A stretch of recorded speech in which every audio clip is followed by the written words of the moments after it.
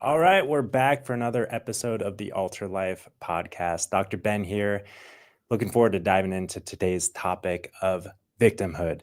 And ironically, I am re-recording this because in the previous recording I do the podcast live stream for those who don't know, and the audio was just crap.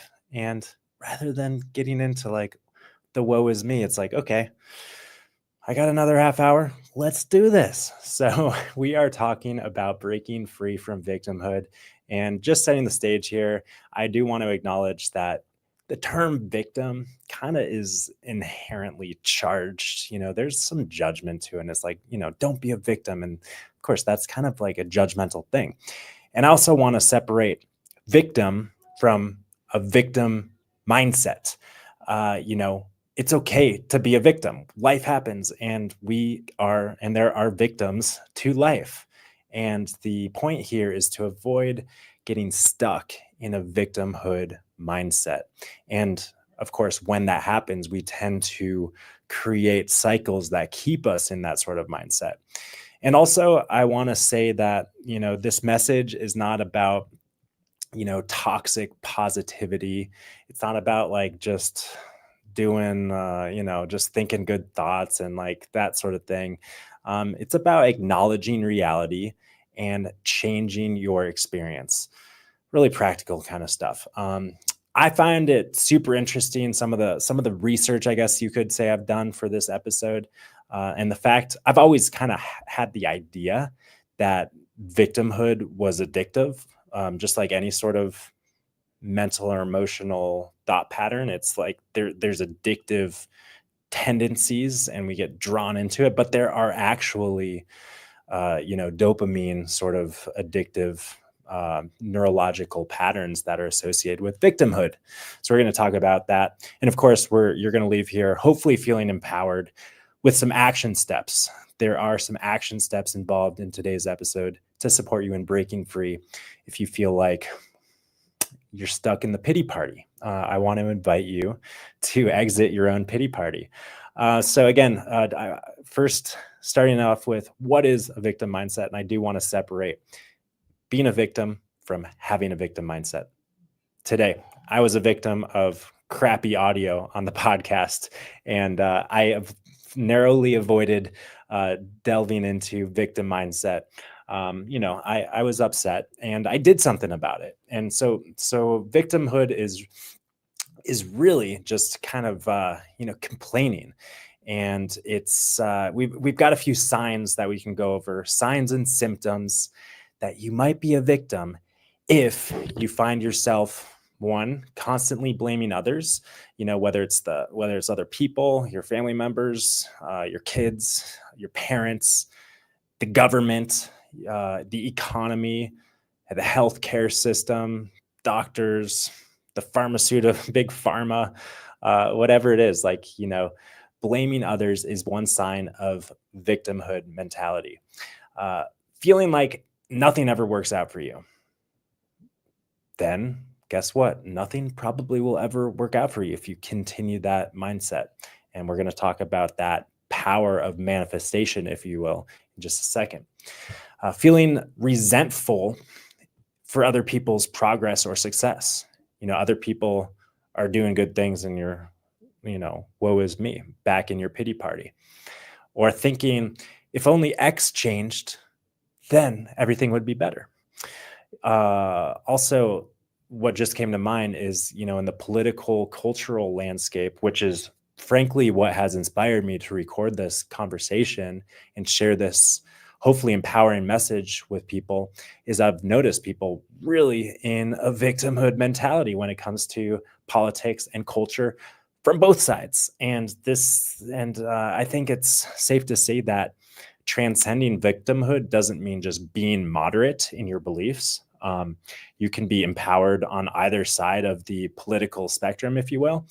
But on both sides, I guess anyone's susceptible to this kind of savior complex as well. Like, oh, if only so and so gets elected. Back to kind of this thing here. If only this changes, if only so and so gets elected, then everything is going to be better. And that ultimately all of these things, it's outsourcing your power, outsourcing your creative potential to other than yourself. Then you're subject to life circumstances, and then that makes you the victim. Um, Also, another sign that you might be a victim if you're avoiding responsibility. You're constantly blaming others. It's not my fault. It's him or her. I guess that's kind of ties back in with the first sign here. So, constantly blaming others, feeling like nothing ever works out for you, feeling resentful for others people's success or progress in life, thinking if only this happened, if only they're elected, then everything's going to be better, and avoiding responsibility. It's not my fault. I didn't do it. I can't do anything about this. So if you find yourself falling into these thought patterns or saying these sorts of things to yourself or to your friends and family members, you might be a victim. And we all do. And I should say, you might have a victim mindset. We can all be victims from time to time. So let's talk about the addictive nature of victimhood. Victimhood is psychologically and also socially reinforced in our culture today. That's one thing that makes it really hard. Like, it's normalized. It's kind of weird or strange for people to be positive and empowered. It's so much more socially acceptable to gossip and to be negative. And isn't that interesting? Like, it reminds me of that Krishnamurti quote, I think it is. It's no measure of health to be well adjusted to a sick society. So the point here is not to fit in with other victims. The point here is to hopefully feel empowered, and maybe in so doing, also empower and inspire others to come out of the pity party and come into the empowerment fiesta. Well, it rhymes with empowerment ball. So why is victimhood so addictive? Let's talk about some of these reasons. Confirmation bias is a big one. If you don't know what confirmation bias, it essentially means you see what you expect to see. So if you have the thought, I'm a victim, then life is going to happen and you're going to focus on all of the examples that you are a victim. And then you say, see, I told you I'm a victim. Bad stuff keeps on happening to me. Woe is me. And it reinforces the pity party cycle, the victimhood cycle. So confirmation bias is a big one. And neuroscience speaking, this is due to a part of the brain called the reticular activating system in the brainstem that filters information based on what you focus on.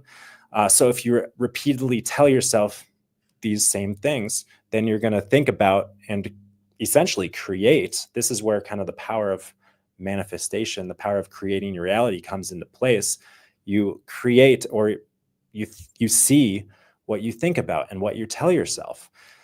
That's how I understand the power of manifestation to take place, is through this confirmation bias. So wouldn't you rather confirm positive, empowering, uplifting, healthy kind of things in your life? And this, we'll talk about some of the action steps to get there, but it's helpful to understand what's keeping you in that loop if you feel stuck in the pity party. And I have to admit, side note, sadly, I have to believe that most people who are stuck in the pity party probably won't find themselves here listening to this sort of thing, because they'd rather be in that cycle and that content, consuming that sort of stuff that reinforces that way of thinking. So if you're listening to this and feel like you know someone in your life who is stuck, put this in front of them, share this with them, help them out. Be a good, inspiring, empowering, and supportive friend, family member, partner, or whatever. Another reason why victimhood is addictive is that victimhood feels safe. And this is kind of strange, right? Because it's like, I think if you were to give two people an example or an option, would you rather be a victim or would you rather be empowered and free? And most people would probably be like, I don't want to be a victim. I want to be empowered. But they're so used and feel so safe. And it's so predictable to know what's coming when you're a victim. Kind of connected with this confirmation bias thing. You expect what's coming. It feels safe. I'm just going to stay a victim. Um, and then it kind of becomes your identity. That's another thing that happens, and this is due to a part of the brain called the default mode network, which is essentially becomes your sense of self. This is where things get deeply ingrained, and there's deep pathways that are created, and this is where it becomes really difficult. There's loops that we need to break free from, and really, one thing that I'm super passionate about when it comes to health and life, and it's breaking free from old patterns that are no longer serving you. And I kind of liken it to updating and upgrading the operating system of your being. And some people are just running with Windows 95 or whatever it is. And they don't know where the reset, reboot, upgrade button is. And they just go in and it's like, yeah, it's clunky, but I don't know what to do about it. It's a bad habit. And the first thing is, of course, we'll get into the action steps, but acknowledging and being aware, super important. And then changing the inputs, super important. So anyways, we want to acknowledge, and we want to have this level of self-awareness of, oh man, I've been identifying in this sort of way. I've been thinking these sort of thoughts. I've been in this sort of cycle. But the main reason why victimhood is so addictive is because it literally runs on a dopamine sort of pathway. Essentially what happens is you get victim, you're a victim of something, and then you complain, and then you receive sympathy, and then that sympathy feels good. And literally when you receive sympathy, dopamine is released and ingrains that sort of pathway of thinking and behavior. So it reinforces that same kind of cycle. So when another thing, quote unquote, negative happens, you complain, you receive sympathy, and then that feels good. It does feel good to receive sympathy, but it feels better to be empowered, in my experience, in my personal experience. So there is research to suggest that the dopamine released from receiving validation, social validation, and sympathy is equal to the dopamine that's released from addictive drugs. So it is pure addiction to that social validation. And, it goes without saying that we can have that social validation and that connection from positive sort of places as well, not like negative complaining sort of perspectives. So, on top of this, to make matters worse, another reason why victimhood is such an issue and gets so addictive is that, back to the point of our social, or our society and our culture reinforcing victimhood. The media thrives on division and outrage. So whenever people are, in that victim kind of mindset, let's face it, the news that we all tune into, probably, any news stream, which is whether it's conventional or alternative, like it's the same sort of stuff. It's pulling on the same emotional chords that drive division, outrage, disempowerment, and that victimhood kind of mindset.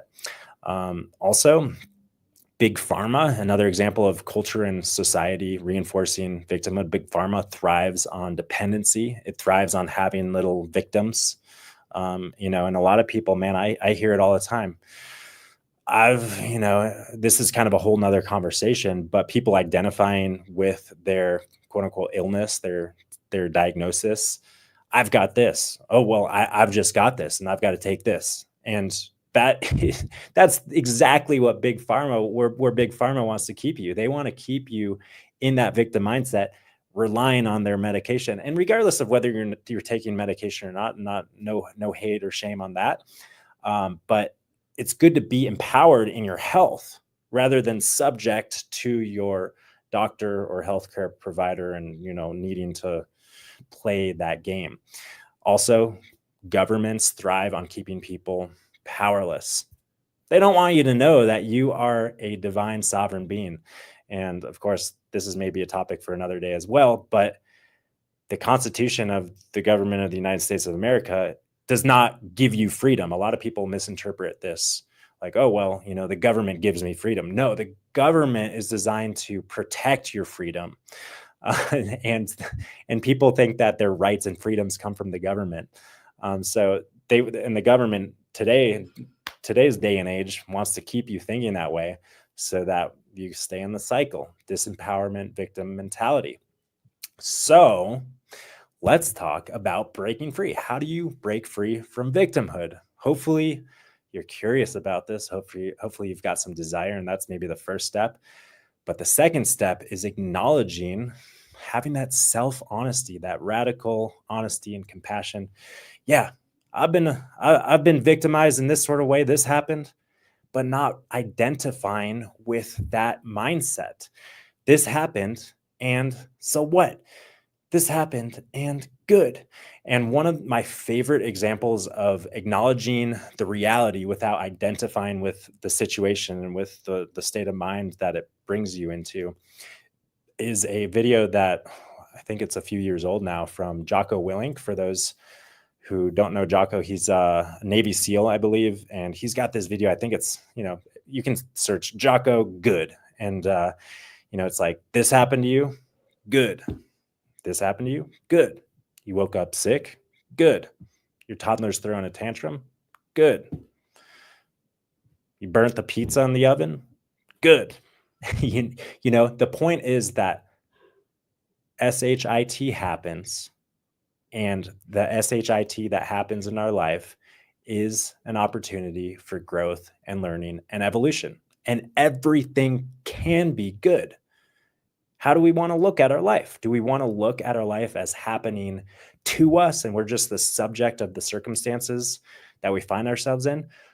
Or do we want to choose to look at our life as happening for us? Do we want to use our life for growth, for learning, for creativity, potential, fueling the fire within us that helps us to continue thriving? That's kind of the point there. Acknowledge reality without identifying with reality. Step number 2, shift from blaming others. And this is kind of part and parcel with step number 1. Shift from blaming others to taking radical responsibility. And one of my favorite examples of this is a quote from Viktor Frankl. Between stimulus and response, there is a space, and in that space is our power to choose our response. And for those who don't know Viktor Frankl, Holocaust survivor and writer of the book Man's Search for Meaning. And this example is really, the radical responsibility. It's like, how am I going to relate to this? So again, it's like Jocko's quote, good. You're like, accept it. Okay, this happened. Good. Now, how am I going to relate to it? You can relate to it in an empowering way, in a growth sort of way. Taking it as fuel for your continued growth and transformation. Another example of this is like, you just got fired from your job, and it's like, why did I get fired? What did I do? So-and-so should have gotten fired. And you could go from, oh, well, my boss is just an asshole, and this company is corrupt, and nothing goes my way, back to kind of those signs of being a victim. Or you could say, okay, that sucked. I wish that didn't happen, but maybe something is better for me is on the horizon. Hey, and without having that mindset, how could that even be possible? Maybe it's not. Maybe something isn't better. Maybe you did just lose the best job, but how would you know? You can't know what the universe has in store for you. So stay open to the infinite possibilities. Step number 3, and I think this is the big one for shifting out of victim mindset, is upgrade what you consume and who you surround yourself with. In other words, shift your inputs, audit your inputs. We talked about this last week when we covered the whole idea of the holistic diet beyond food. What you're consuming: media, news, books, podcasts, music, TV, movies, etc. A lot of that stuff is really reinforcing the victimhood mentality. And And again, that stuff tends to be sensational and clickbaity, and pulls on these emotional chords that we're addicted to once again. And it's all about breaking those bad habits of consuming the doom scrolling and all that negativity, and choosing to feed yourself and fuel yourself with positive inputs that help you to rewire and reshape your pathways and the way you think and view and live in the world. So unfollow news and social, just like some concrete action steps here. Okay. Unfollow news and social media accounts that fuel outrage and disempowerment. If you're scrolling on someone's feed and it's like, and you don't feel good, even if you feel lit up and activated, but if you don't feel good, tune out.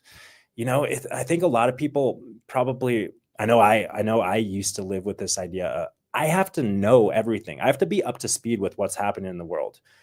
Well, if what's happening in the world is riling you up to the point where you're finding yourself in a negative state and disempowering you, that's not going to be productive. So sometimes the healthiest and most productive thing to do is pull the plug, disengage, hang up the phone, turn off the TV, put down the phone.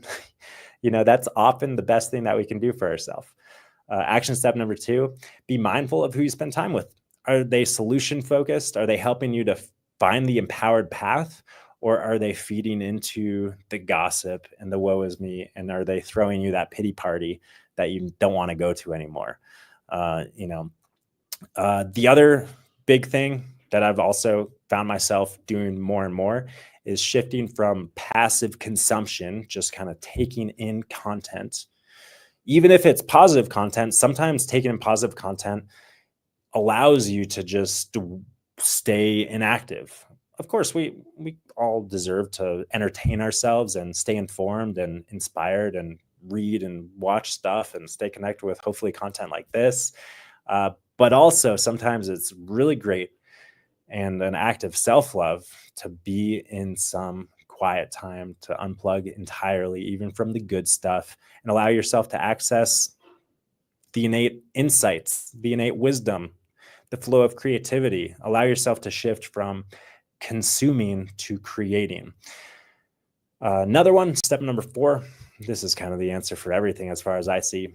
Get out in nature, open the door, open the window, look outside. That shift in perspective is medicine in and of itself.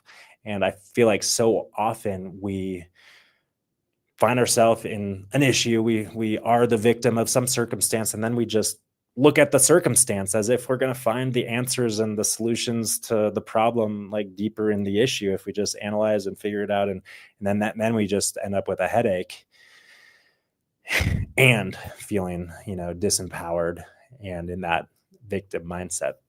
So get outside. We can learn a lot from nature, watching animals. I was thinking also about how plants and trees grow and thrive with a little bit of adversity, a little bit of stress, a little drought makes plants stronger and more resilient. And the same is true for us, both physically and emotionally. I always like to think about, for those who don't know the concept of hormesis, that's when we introduce a little bit of stress in a controlled sort of way. And then a classic example of this is a sauna or a cold plunge. There's heat shock proteins. Maybe you're familiar with that idea. And these proteins that are released and created help us to gain resilience in various ways. And that stress, which another word for it is eustress, that light but controlled, or maybe it's moderate stress, but it's controlled, that helps us adapt in positive sorts of ways. And similarly, the psychological stressors help us to gain resilience psychologically, emotionally, spiritually as well. So we can, have that growth mindset, if you will. Stress is enhancing mindset.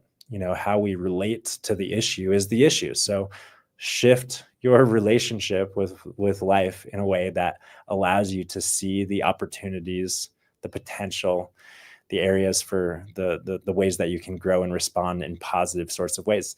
And, I think that we can generally look back on our lives in a month, a year, 5 years, 10 years, and we look back at the quote unquote traumas or adversities or negative things that we've experienced, and we think like, man, I'm actually glad that that happened, right? Like a lot of people find themselves in that hindsight is 2020 scenario. So why can't we kind of upgrade that timeline? Maybe not instantly. We're going to think like, oh, thank you. Unless you're Jocko Willink in that YouTube video. But hopefully we can shift to the growth mindset earlier on and shift out of the victimhood mindset earlier on so that we can have more life to live. Otherwise, we're just stuck in that pity party again and again. So as we're wrapping up here, I guess the last step in escaping victimhood is take one of these action steps, do one of these things on a daily basis.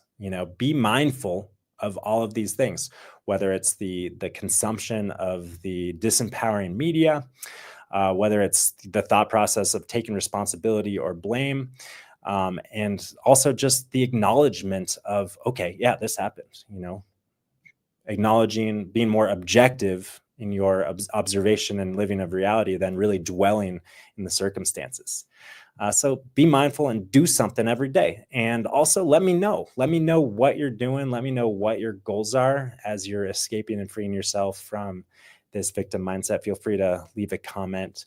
Feel free to send an email, info@alter.health. And as always, also, I know that sometimes this doesn't feel connected with our health, but I'll tell you what, feeling empowered is a medicinal mindset, as I like to call it. So if you feel like you've been struggling with low energy or this hormonal imbalance or this gut issue, shifting the mindset is a huge piece of the healing puzzle. And of course, that's what I focus on at Alter Health. And I do that alongside Dr. Susanna, who focuses more on the nutritional, naturopathic, biochemical sort of stuff. So key takeaway here is you are not the victim of your circumstances. You are the creator of your life. Never forget that. Never forget that. You are the creator. You're not the victim. So why not acknowledge that and live from that mentality? So are you creating subconsciously like a negative pattern, or do you want to shift to a more conscious creator of a positive pattern that you want to see and want to experience?